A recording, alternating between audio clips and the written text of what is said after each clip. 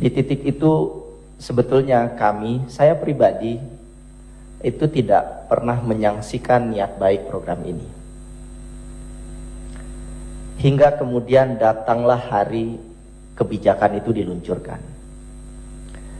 Hari ketika pimpinan BGN itu dipilih dari ahli serangga. Datanglah hari ketika pimpinan BGN itu dari polisi dan TNI. Sampai kemudian datanglah hari ketika penunjukan SPPG itu tidak melewati skema pengadaan barang dan jasa yang benar. Datanglah hari ketika kita kemudian tahu SPPG itu dimiliki oleh unsur entitas yang terafiliasi dengan penguasa. Datanglah hari kemudian kita tahu ada ribuan dapur dimiliki oleh polisi, kemudian TNI, ormas keagamaan, termasuk juga mereka yang terafiliasi dengan partai politik. Sampai kemudian datanglah hari ketika Pak Prabowo berpidato bahwa polisi dan TNI dilibatkan dalam pemberian program makan bergizi gratis. What's going on here? Saya menghabiskan belasan tahun meneliti tentang perlindungan sosial di banyak negara. Saya menyelesaikan S2 dan S3 saya di Inggris. Tidak ada satupun negara di seluruh dunia yang program makan bergizi gratisnya dilakukan oleh aparat keamanan. Saya boleh katakan satu lagi. Dari semua program perlindungan sosial yang ada di seluruh dunia, we are the biggest. Free Meal School program ini adalah program terbesar dari segi anggarannya.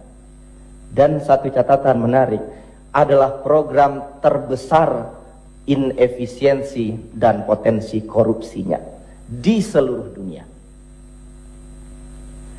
Hingga kemudian datanglah hari ketika kepala BGN ditangkap, datanglah hari kemudian Kejaksaan Agung diminta berhenti untuk mengumpulkan data berkaitan dengan korupsi di MBG. Kami publik ditontonkan oleh irasionalitas yang tidak masuk akal. Andai kami boleh curhat Bapak Ibu, ini lembaga terhormat, titik terakhir yang kami mungkin bisa mengadu. Selama 2 tahun terakhir kami ngobrol diskusi dengan KPK. Kawan-kawan sudah berdiskusi dengan kementerian, segala macam kementerian, termasuk BGN. Pada saat studi kami dirilis dihadiri oleh BGN. Kami juga sudah datang bertemu dengan banyak entitas masyarakat sipil. Dan hingga detik ini banyak sekali yang kemudian kami tidak tahu lagi solusinya apa. Kami pernah ke Komisi Pengawas Persaingan Usaha. Yang jelas-jelas penunjukan SPPG ini melanggar prinsip itu. Yang kemudian memukul banyak petani lokal, peternak lokal, dan lain-lain. Per hari ini Bapak Ibu, instabilitas harga pangan luar biasa parah. Week to week, harga daging ayam dibandingkan minggu yang lalu itu meningkat lebih dari 10% di daerah yang paling banyak SPPG-nya. Jadi multiplier negatif effect dari MBG ini juga dirasakan oleh masyarakat yang tidak menerima MBG. Nah, dari semua proses yang kami lewati, Bapak Ibu, kami sudah melakukan studi, masyarakat sipil sudah menyuarakan, bahkan sudah sampai turun ke jalan. Nah, di titik ini saya hanya ingin sampaikan part yang paling menarik dari apa yang terjadi hari ini. Kenapa ini tetap berlanjut? Kenapa ini masalah tidak akan selesai? Karena mereka yang diam adalah mereka yang punya afiliasi paling kuat yang diuntungkan dari program makan bergizi gratis ini. Hari ini mungkin hari kesekian. Sebelumnya saya ke DPD Bapak Ibu, saya juga bicara apa adanya. Kami tidak ada konflik kepentingan sama sekali. Bapak Ibu bisa cek background track record kami masyarakat sipil. Keinginan dari masyarakat sipil itu sederhana. Program ini anggarannya itu masif sekali. Dan ditargetkan lagi 200-an triliun. Saya hanya ingin bilang, kalau seandainya mau fair bicara best practice di negara lain, Pak Presiden bisa telepon Pak Lula dari Brazil. Berapa anggaran free meal school di Brazil? Itu hanya 2% dibandingkan anggaran pendidikannya. Berapa di Indonesia? 34% dari anggaran pendidikan. Ini bukan anggaran baru, tapi memakan anggaran pendidikan yang sudah ada. Itulah terjadi yang kita saksikan hari ini. Saya ngajar di kampus, beasiswa itu mengalami pengurangan signifikan Bapak Ibu tahun ini. Anggaran pendidikan di daerah itu, pelatihan untuk guru, pelatihan untuk siswa sekolah di dinas pendidikan berkurang signifikan. Termasuk juga anggaran-anggaran pendidikan yang lain. Jadi ada trade-off kebijakan yang sangat mengerikan berkaitan dengan MBG ini. Nah, bicara soal multiplier effect, saya mungkin nggak akan panjang lebar. Saya kira kita sudah merasakan dampaknya hari ini. Rupiah terpukul. Dan kalau bicara rupiah Bapak Ibu, studi saya tentang finance, nggak ada lagi rumus metodologinya yang bisa memprediksi IHSG dan nilai tukar rupiah hari ini. Secara statistik, rumusnya sederhana, kepercayaan pasar.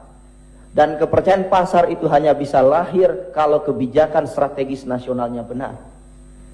Dan ketika kebijakan strategis nasionalnya tidak benar, kita menyaksikan hari ini capital outflow yang sangat-sangat parah. Mungkin bahasa ini sangat teknokratik dan rumit ya. Saya kasih contoh dampaknya pada masyarakat bawah. Rupiah naik, dolar naik, pakan itu naik harganya karena kita impor. Dan itu memukul peternak dan petani kecil. Jadi multiplier effect ini sangat panjang Bapak Ibu, dan ini terasa langsung ke masyarakat. Dan hari ini kita hanya buying the time. Saya mungkin masuk ke poin terakhir, mungkin bisa ditambahkan oleh kawan-kawan yang lain. Bicara soal apa yang harus dilakukan ke depan, saya berharap kita tidak terjebak pada isu dapur harus higienis, penyerapan UMKM lokal harus sekian, dan lain-lain. Bapak, Ibu, ini soal kausalitas.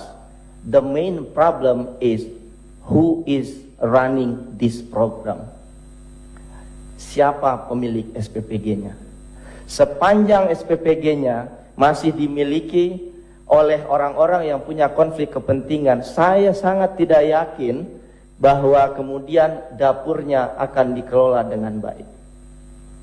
Dan itu kalau terus terjadi, maka sampai 2029 kita akan mendiskusikan masalah yang sama. Melelahkan sekali. Ini tidak hanya lelah untuk kami masyarakat sipil, pasti juga lelah untuk Bapak Ibu di DPR, pasti juga lelah untuk masyarakat, padahal banyak hal strategis lain yang perlu kita pikirkan. Maka di titik itu saya mungkin hanya akan bilang, secara demokrasi hanya ada 3 institusi yang bisa menghentikan dan mengevaluasi program ini. 1, Mahkamah Konstitusi, dan kami sudah ajukan judicial review dan gugatan, dan kemungkinan secara prediksi, kemungkinan belum tentu dan kemungkinan akan ditolak. Institusi kedua yang bisa menghentikan dan mengevaluasi program ini adalah Dewan Perwakilan Rakyat. Ada hak yang melekat di sana secara demokrasi. Dan entitas ketiga yang bisa menghentikan ini adalah Prabowo Subianto.